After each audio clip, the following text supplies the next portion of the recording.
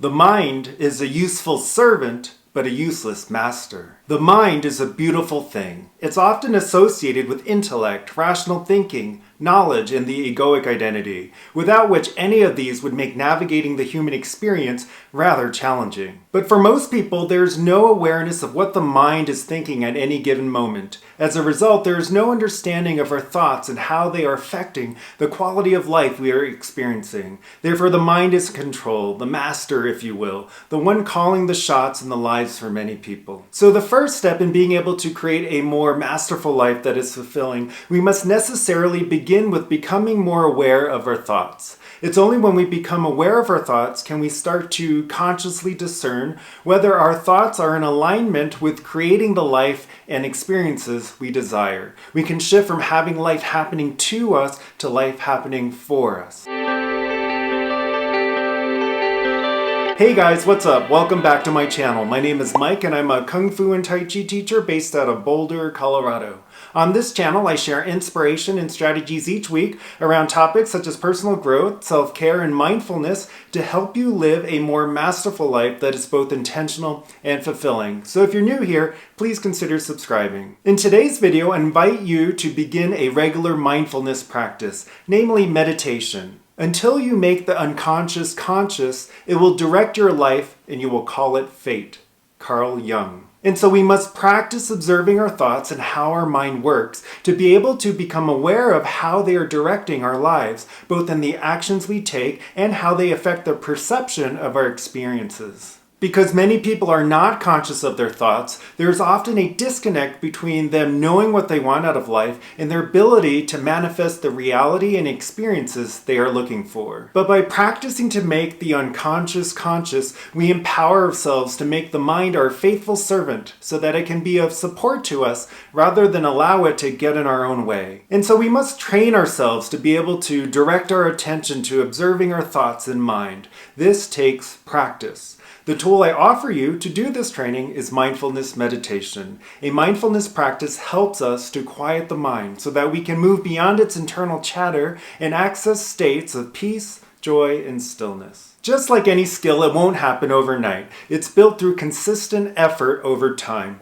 There are no shortcuts, but you will notice the more you stick with the practice, the easier it will become. And the benefits I know you will experience will motivate and inspire you to keep going. If you think about it, this is the same for anything of value in life. If you want to get really fit, going to the gym occasionally or only when you feel like it won't really produce any sustainable, meaningful results. Consistency is key. Someone who works out every day is going to see much more growth and transformation than someone that only works out once or twice a week and only dabbles in their quest for greater fitness. And so is the same for a mindfulness practice. I highly recommend doing the guided mindfulness meditation linked in the description below every single day.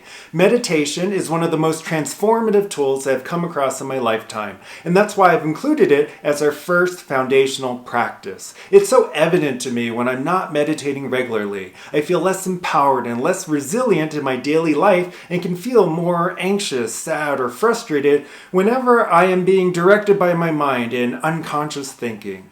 You don't have to meditate for hours on end. The link guided meditation is 20 minutes long and is a great way to begin training your capacity to direct your attention and observe your thoughts.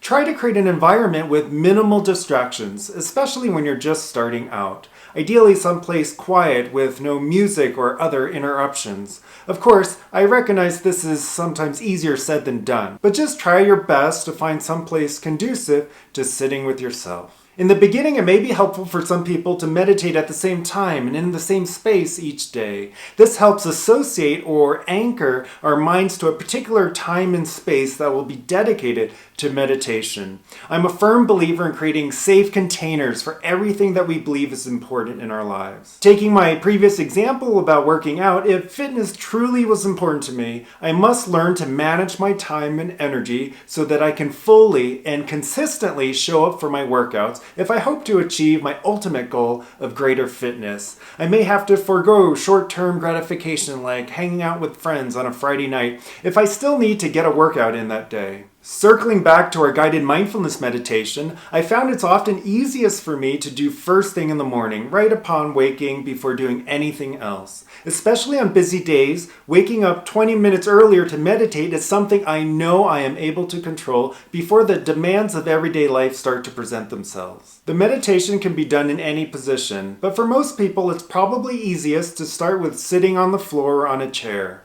You just want to make sure you don't fall asleep. While following the guided meditation, you'll close your eyes to begin by getting in your body, by consciously relaxing each part of the body and then focusing on the breath. From there, you will bring your attention to your thoughts and the stillness in between your thoughts.